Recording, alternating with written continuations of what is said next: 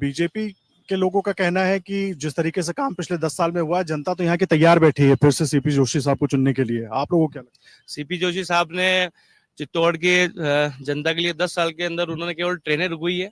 इसके अलावा दूसरी बात, जैसे हमारे बड़े भाई जीतू भैया बता रहे हैं कि स्थानीय युवाओं को बहुत रोजगार मिला है, तो आप फैक्ट्रीज के अंदर पता कर सकते हैं। एक्चुअली दिक्कत क्या है, यहाँ पर चित्तौड़ सीमेंट इंडस्ट्रीज का हब है, ठीक है। बहुत सालों से इनकी सरकार भी है, आप कुछ सांसद भी है। अगर किसी फैक्ट्री के ऑर्गेनाइजेशन के ऊपर दबाव बनाया जाए कि सर हमारे यहाँ पर लोकल को 75 आरक्षण मिलना चाहिए। आज मेरे बहुत से भाई बहन है जो सीए है, सीए से एमबीए है, अच्छे से आईटी कर रखी है उन्होंने, अच्छे से कॉलेज से वो पढ़े लिखे हैं। आज वो जयपुर, दिल्ली, गुड़गांव, अहमदाबाद, मुंबई वहां पर जॉब कर रहे हैं। महंगाई का जमाना इतना है कि 35,000 40,000 तो फ्लैट का किराया लगता है। खाने पीने में जो उनकी सैलरी होती है वो सब खत्म हो जाती है। तो आज लोकल को अच्छे पढ़े लिखे एजुकेटेड भाई लोग हैं चित्तौड़ के अंदर, मेरी बहनें भी हैं, भाई भी हैं, उनको नौकरी मिल ही नहीं रही है। उसकी नौकरी मिलने का कारण ये नहीं है, इसलिए नहीं है कि यहाँ के जो नेता है उनके सबके आपस में वहाँ फैक्ट्री के अंदर धंधे चल रहे हैं। उनके जो लिमिटेड जो उनके लोग हैं उनको बड़े बड़े धंधे दिए जा रहे हैं। तो वो कोई जनप्रतिनिधि अगर प्रेशर डाले तो ऑर्गेनाइजेशन मानेगा भी। अगर आप 5,000 लोगों को आप एक फैक्ट्री गेट पे बंद कह रहे हैं ना, स्किल इंडिया का भी रोजगार, स्किल इंडिया का फायदा जो वो बड़ा मिल रहा है। कुछ भी नहीं। आप स्थानीय की बात करो ना, स्थानीय में कितनी, हाँ नहीं नहीं, ऐसा कुछ किसको किसको कितने लोगों को रोजगार मिल गया बताओ ना। आज मैं भी विधानसभा उपाध्यक्ष यूथ कांग्रेस का, हर 2-4 दिन में फोन आता है, वहाँ जॉब लगा दो, वहाँ जॉब लगा। फैक्ट्री के अंदर बात करे तो करे किसके? बस ये दबाव की राजनीति, बस और कुछ भी नहीं है। ट्रेनों रुकाने के अलावा कोई काम नहीं किया। ट्रेनें रुकवाने के अलावा कोई काम नहीं किया, ये कांग्रेस के साथ ही कह रहे हैं। कुछ आम लोग भी हमारे साथ मौजूद हैं। सर, क्या नाम है आपका? कैलाश चंद्र।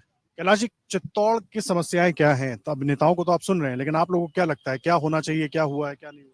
ये एजुकेशन अब जैसे कोटा में है वो सा चित्तौड़ में होना चाहिए, ताकि यहाँ का विद्यार्थी बाहर नहीं जाए और इधर ज्यादा से ज्यादा रोजगार मिले।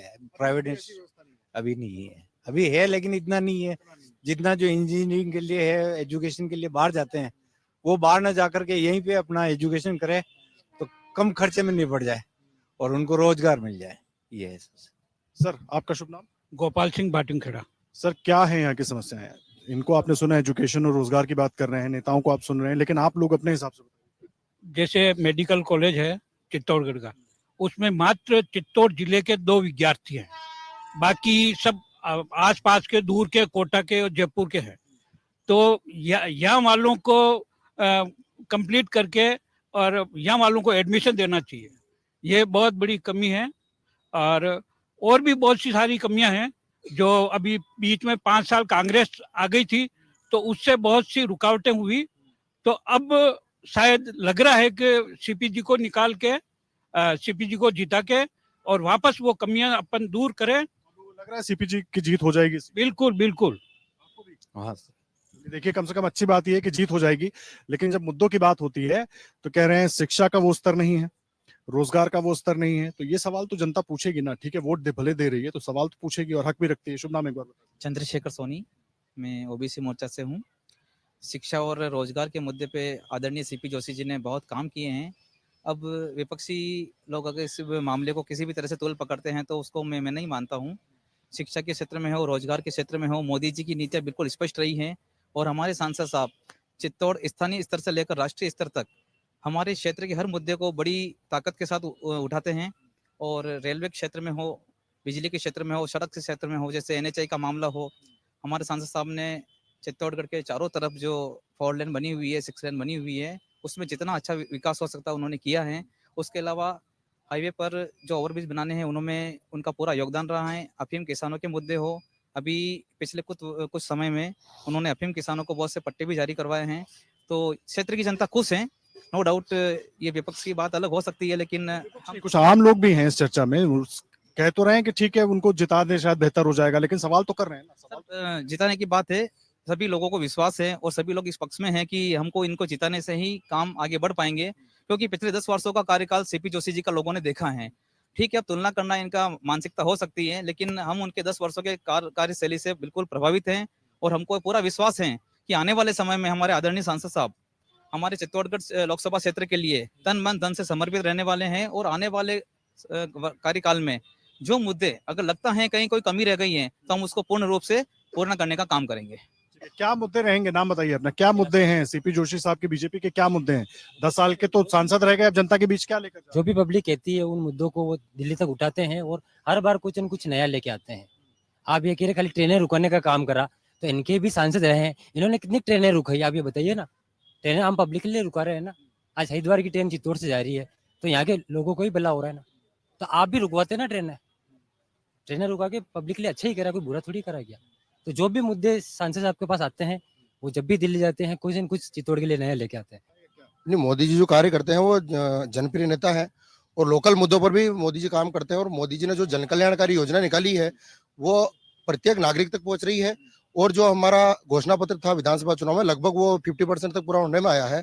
तो हम मानते हैं कि 3 महीने में 50% घोषणा पत्र 45% हो गया है। मांगे बराबर चल रही है हमारी और काम बढ़िया कर रहे हैं और डबल इंजन से हमारी बढ़िया काम कर रही है। वो 2014 में 2 करोड़ नौकरी का वो जो था घोषणा पत्र में केंद्र में, उसका क्या हुआ? चल रहा है, उसमें प्रक्रियाधीन है, कार्रवाई उसमें जारी है।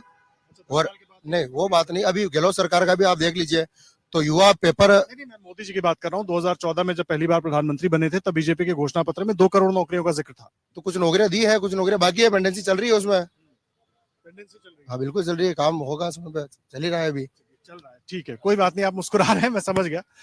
ट्रेन रुकवाना ये कह रहे हैं कोई काम नहीं है, वो किया तो वो भी जनता के लिए किया, तो उसको काम में क्यों नहीं गिना जाए? ट्रेन रुकवाना ऐसी कोई बड़ी बात नहीं, चलो ठीक है, अगर आप बोल रहे हैं तो ठीक है, रुकोई है, हालांकि बस ट्रेनें ही रुकोई। अब मेरी बात सुनो, अब आपने सांसद साहब ने उनके नामांकन में बोला था कि भाई जो 200 उड़ानें थी फॉर एग्जांपल वो 2200 हो गई है उदयपुर एयरपोर्ट से। अब महंगाई का जमाना इतना हो गया है, लोगों के पास में डीजल और पेट्रोल भराने के पैसे नहीं है, तो वो फ्लाइट में यात्रा करके करेगा क्या? और दूसरी बात, सांसद साहब ने अपने हमारे जोर स्थलीय उसके लिए बोला था कि पहले विकास क्यों नहीं हुआ था, अब विकास कैसे हो गया। तो 2014 के अंदर जब हमारे गिरजा मैडम थे, सांसद थे, उसको इस किले को पूरे को वर्ल्ड हेरिटेज में वो लेके आ गए थे, ठीक है। उसके बाद इम्प्लीमेंट इतने सालों में क्यों नहीं हो पाया, इतना धीरे धीरे इम्प्लीमेंट क्यों हो रहा है, उसके लिए भी मैं पूछना चाहूंगा।